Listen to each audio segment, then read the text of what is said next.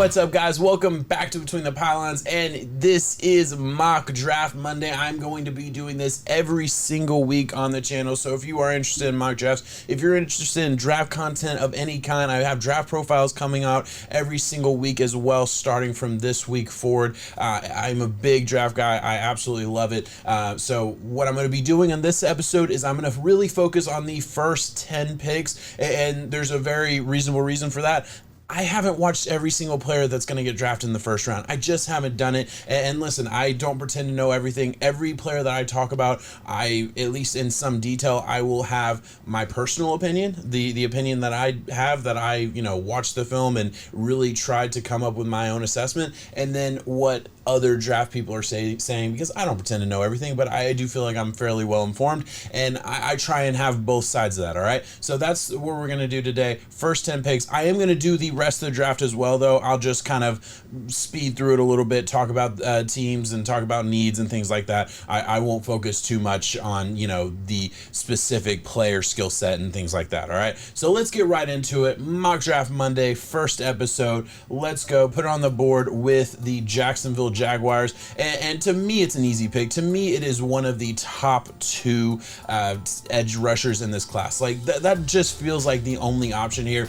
And I am not going to die on this hill, all right? I have my personal opinion. That's who I'm going to take first overall. I think Kayvon Thibodeaux, owner of the Dimsdale Dimmadome, I believe he is the number one edge rusher in this class. To me, he is just this much ahead of Aiden Hutchinson. I've seen it go both ways. Again, I'm not going to die on the hill. So if you disagree with that, that's okay. We can disagree. It's fine. Aiden Hutchinson, not going to wait too long on this mock draft because with the Lions picking next, again, I just don't think you can pass up premium talent at a premium position. Are the Lions in a position where they draft a quarterback?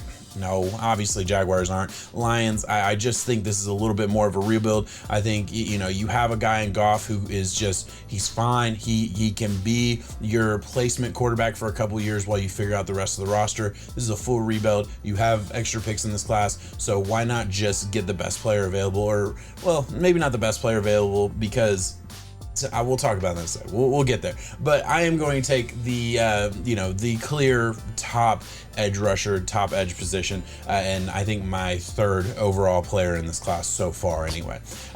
Texans are up at number 3, and this is another question. Do they take quarterback? What's going to happen with Deshaun Watson? I don't know. I'm not going to worry about that.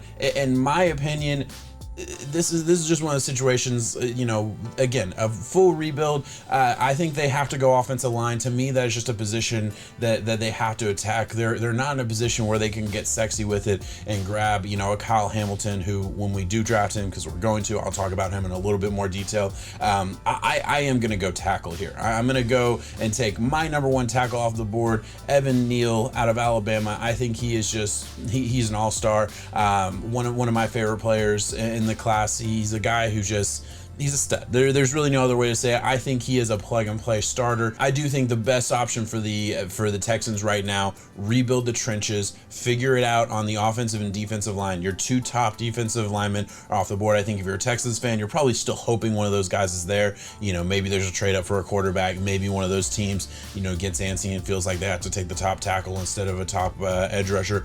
I don't see that happening, but in this scenario, it doesn't, and we'll go offensive lineman. Jets are in an interesting position, because Jets have 2 picks in the top 10. I think the Jets are an up-and-coming football team. They definitely have a lot of needs. You can see on the screen right now, a lot of needs, and I'm not going to sit here and argue with a whole lot of those needs as well. I'm going to go with them taking another safety in the top 5. Last time they did it, they took Jamal Adams. It netted them a really, really good player for a couple years, and then a top 10 pick in this class. So, that was an overall good pick, and I'm going to do it again here. I think they actually took Jamal Adams 6 overall. I think the Titans passed on him for Corey Davis, so whatever, top 6. I'm taking Kyle Hamilton. Kyle Hamilton is my number 1 player in this class. I'll put on the board his pros and cons list here that I've been doing for all these players. I don't have a con for him. Maybe I'm just not good enough at reading players. Maybe I'm just, not getting enough of the game film, because it's really hard to get that stuff. And I be honest, I don't have a ton of it for Notre Dame, but I've seen enough. I truly believe he is the most talented safety that I've ever seen, far none. That's really not close. I haven't been doing this a super long time. He's borderline one of the highest graded players that I've ever graded. Absolute huge fan of him. I think the Jets are just in a situation where you take the absolute best player available. Do they have a bigger need at corner? Yeah, probably. There are really good corners in this class. I could absolutely see them going the corner route. I could see them going offensive line, although I do think they have good pieces on the offensive line. I could see them go a lot of different directions. This is a rebuilding football team, but for me, with their first pick in the top 10, I'm going to go safety, best player available, and then we'll meet back up with the Jets at pick 10 here. All right, so now the Giants are on the board, and this is another really interesting situation because we have the Giants at 5, skip 1, Giants at 7, right? Yeah, that's right. I really don't know where to go with the Giants because the Giants are another football team where it's like, man, pick an option. And I don't even know, maybe Joe Judge is gone by the time this video comes out because I'm recording this right after the Sunday night games, after the final game of the NFL season. So I don't have all the information. Maybe Daniel Jones is clearly not the guy yet. In this mock draft, I don't think I'm going to go quarterback for the Giants. For me, I'm just going to take the best players available, the guys that I think can upgrade the team as a whole. First place I'm going to go is I do think this is a kind of a deep cornerback class. I haven't watched all the corners, but so far I think I've watched some of the top ones. I'm going to take my top graded corner. It is not the number 1 corner that is on this board. Derek Stingley is not my top graded corner, and we'll talk about him a little bit later. I don't know if I'll draft here, but I'll definitely talk about him when he comes up. Yeah, I'm taking Andrew Booth Jr. To me, the Clemson corner, he is the full package. I think he is the best shutdown man-to-man corner in this class, and truly, at the end of the day, that is what I look for. That is my grade set, and I think he will fit in with New York. I think, again, New York just has to add good football players wherever they can get them. I didn't think they were in a position where you could take a tackle and feel super confident about it. So best player available, I'm going to go Andrew Booth Jr. Weird to say that he's going to be a top 5 pick. Don't know how I feel about that. I think at the end of the day, there's going to be a trade up for a quarterback, but I'm not doing trades in this mock draft. So we're going to go there with it. Let's go Panthers here.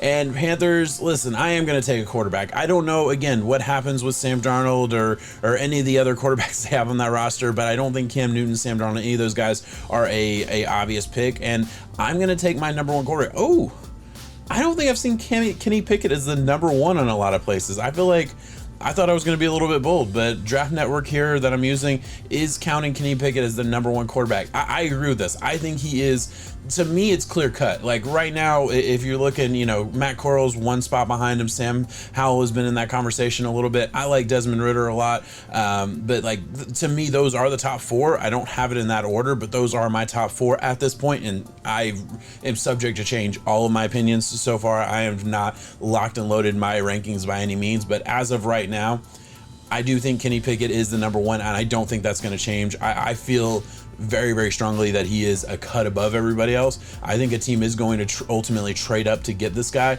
I don't think he's better than like Zach Wilson last year, but I do think he would have been if he was last year. Let me rephrase, because he grew a lot in the 2021 season. So if the version of Kenny Pickett that I have seen was in last year's draft class, I do think he would probably be my 3rd quarterback off the board. So just to give you a range of how good I think he is, I think he's a day 1 starter. I think he's a difference maker. I think Matt Rule is finally ready to take the pick. That he has not truly signed on and hitched his wagon to a quarterback yet, a young quarterback. They've gone out and gotten guys in free agency, trade for has-beens from other teams and things like that. That's great, but this is truly him hitching his wagon. Matt Rule, I think it's a good call. Hitch your wagon to Kenny Pickett. I really do think he'll be a star. So yeah, that's where I'm going.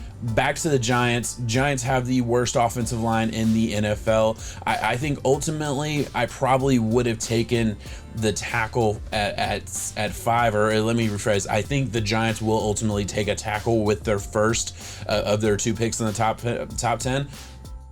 Just for me personally, I valued I valued Andrew Booth Jr. as the top player at his position a little bit more than I value Ikem Uwono. I hope I'm pronouncing that right. I apologize if I'm not. I've only read the name. I haven't heard it out loud. And yeah, NC State dude, he's a baller. You know, guy who started as a true freshman. He's played a lot of snaps. He, you know, even if he struggles at tackle, you slot him into guard and you have a starter on that offensive line no matter where he goes. Like I think he played over 200 snaps at the guard position as well. So he has a little bit of versatility. He's strong at the point of the attack. You got to like a lot of the things that you're getting from this guy. I think it's a plug and play starter, and that's what you're looking for. Liked him a lot more at 7 than I did 5. I know that's like super dumb, and just I'm an idiot when it comes to stuff like that, and I just can't get my head around it.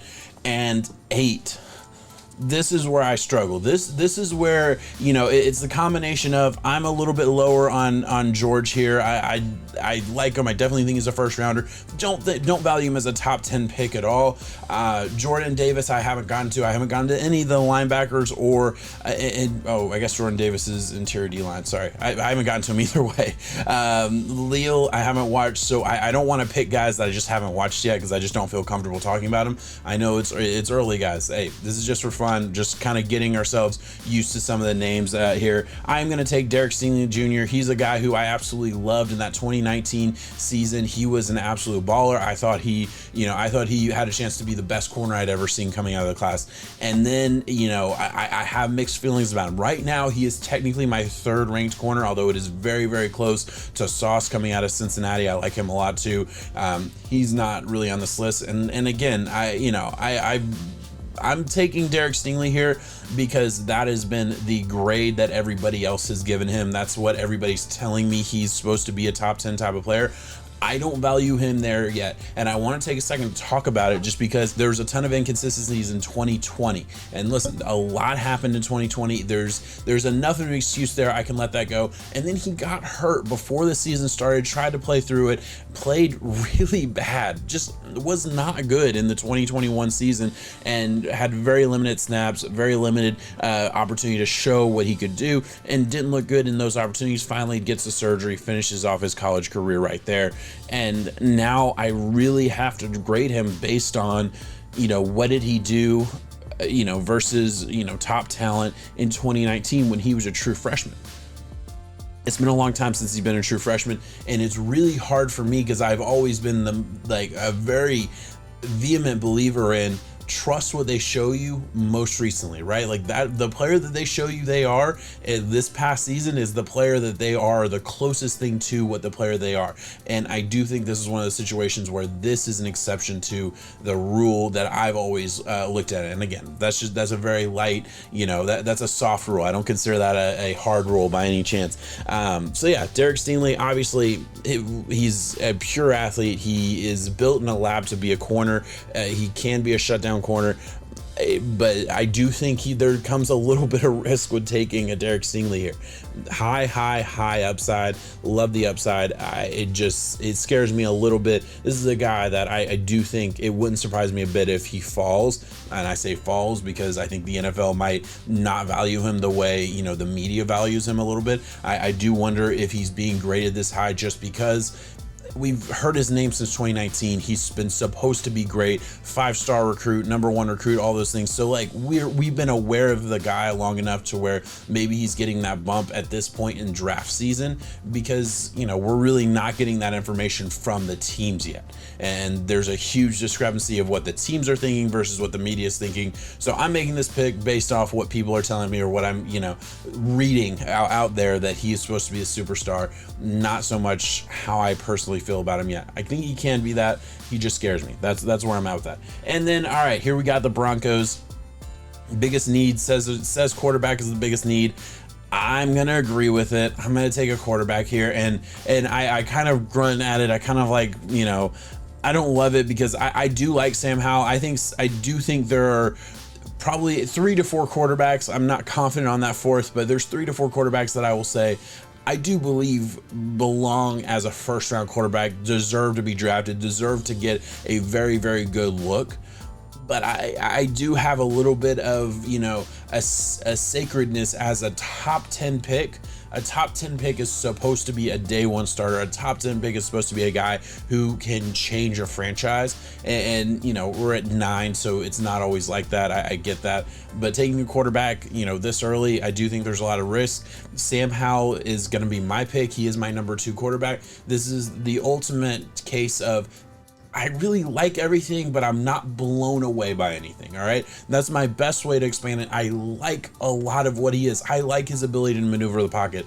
I've seen people criticize that. To me, I didn't see anything that really bothered me a whole lot. I thought he maneuvered the pocket fairly well. I do think he has an adequate arm. He's a good arm. It's not stellar. It's not something that's going to blow you away. You're not going to watch it and be like, holy crap, he laced that.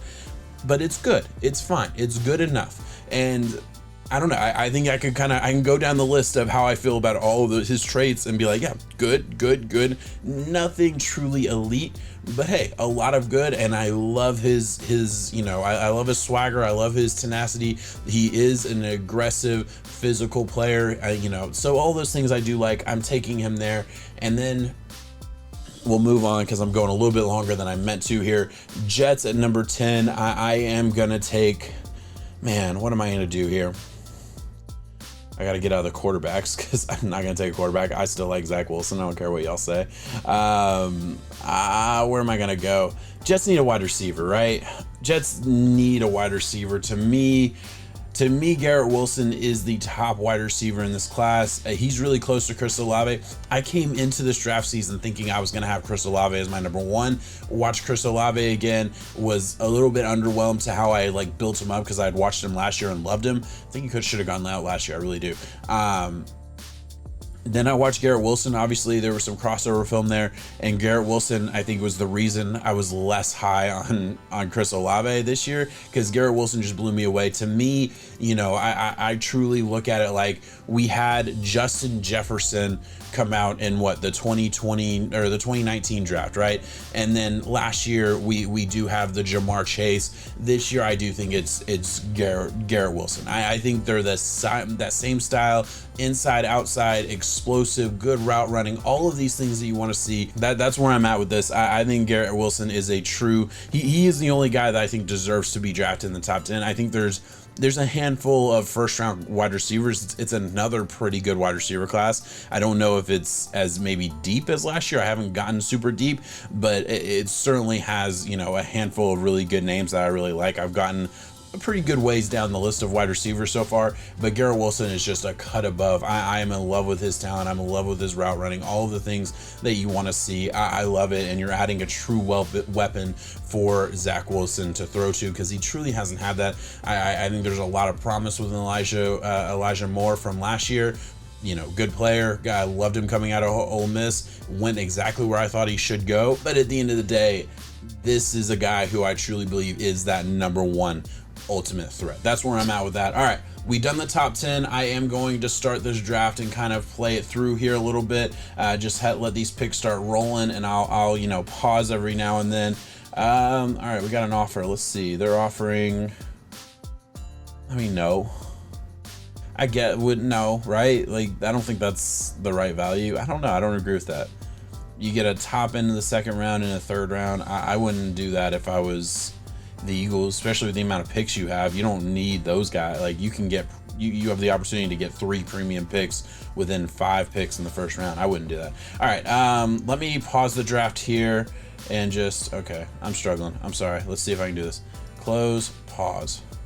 All right, there we are. So just, again, quickly looking, Washington takes Matt Corral. Completely agree with that. I think if it's not him, it's Desmond Ridder. Ridder is very much more of the project with the higher upside, in my opinion. I think Ridder is like, you know, the way a team like the Packers saw a Jordan Love a little bit. So I think Ridder belongs in that kind of range. A lot to like, big arm, things like that. But also, like, there are issues there that are going to have to be worked out. Matt Corral, I don't know. I have a mixed bag of feelings there, and I'm not all the way sold on him, but I'm not all the way out on him. I could be doing this mock draft next week and have him as my number 2 or number 1. I don't know. I'm just not quite there all the way with that grade. Roger Mccreery, cornerback, Auburn. Love him. Just watching college football this year. Haven't gotten the chance to study him yet. I already talked about this guy out of Purdue. I'm a little bit lower on him, I think. Debo, I haven't sat down and studied him, but I watched the crossover after watching his teammate here going to the Lions, and I do think I do think he's probably going to be a first rounder. That's just my instinct there. The next guy that I've seen is Jameson Williams. I'd have to go look at my rankings right now to see if he would be my 18th pick, but I do like him a lot. And then just based on like position to teams, Saints absolutely need a wide receiver. Love that. I love the Chargers getting a little bit bigger up front. Seems like they can get beat up in the run game, so I do like that a lot. The Vikings taking a cornerback, I assume that Zimmer's gone, so just the Vikings taking another cornerback feels like a sin a little bit, like after Zimmer did so many cornerbacks, but it's still a need somehow. So yeah, I don't hate that. Never hate teams adding players to that defensive line. The Eagles have a good D-line, so why not add another piece to it? The Baltimore Ravens are always going to do that. I really like this kid, Jordan Davis. I watched him.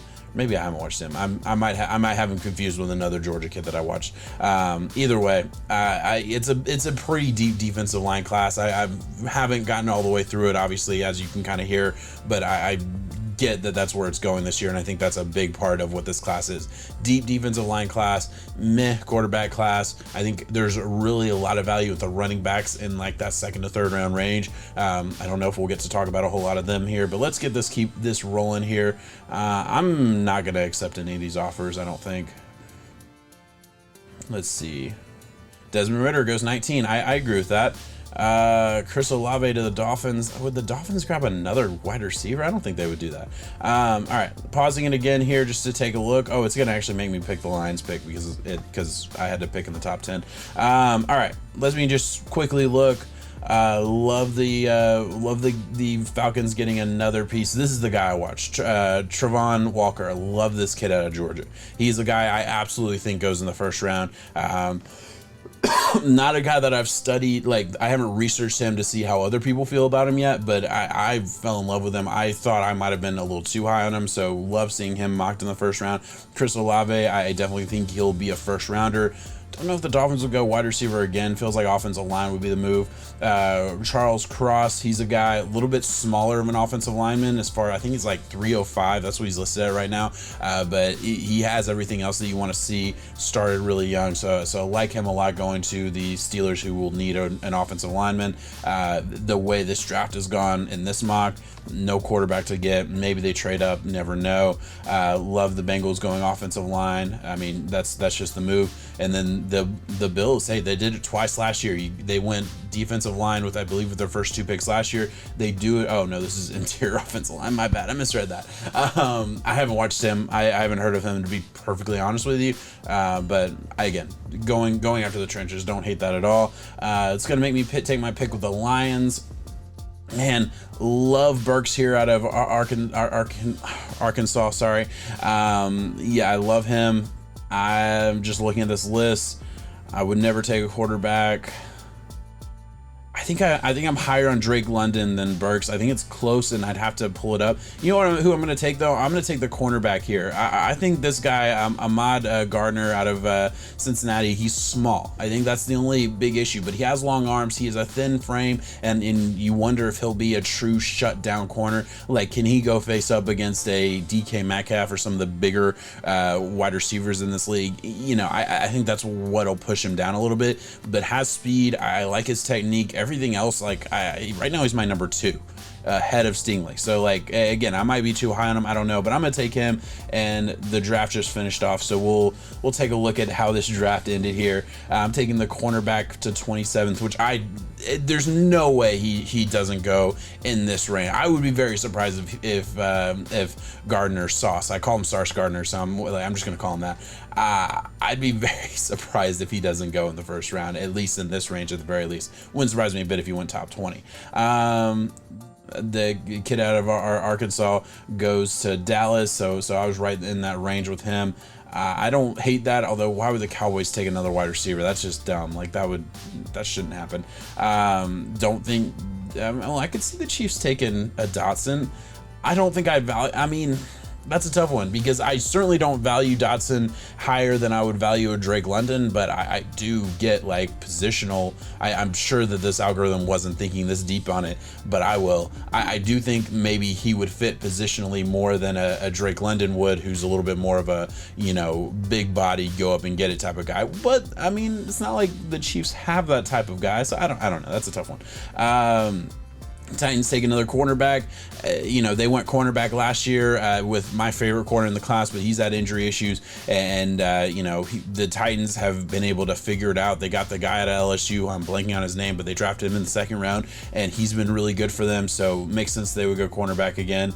And then offensive tackle to the Packers. That makes sense too. I'm good with all that. All right, guys, that is it for me. If you are interested in more draft content, if you're interested in, figuring out about all these players, doing draft profiles twice a week leading up to the draft, and when we get close to the draft, I might even start doing it 3 times a week. All right, I'll have that all with you. I'm doing these mock drafts every single week. I'm going to try and add little flavors to it, have little rules for myself making picks. Obviously, this week just focused on the top 10 and then quickly went through the rest of the draft. Hope y'all enjoyed that. Let me know in the comments. Let me know, what you're hearing, because again, I am in my own little bubble. I try to know as much as I can about this topic, but when I talk about it on YouTube, I want to know as much as I can. So if you have anything to add, any input from anywhere, if you're a fan of a team, you think they should go in a different direction, let me know in the comments. I really do appreciate stuff like that. Thank you so much for watching. I am out. Peace.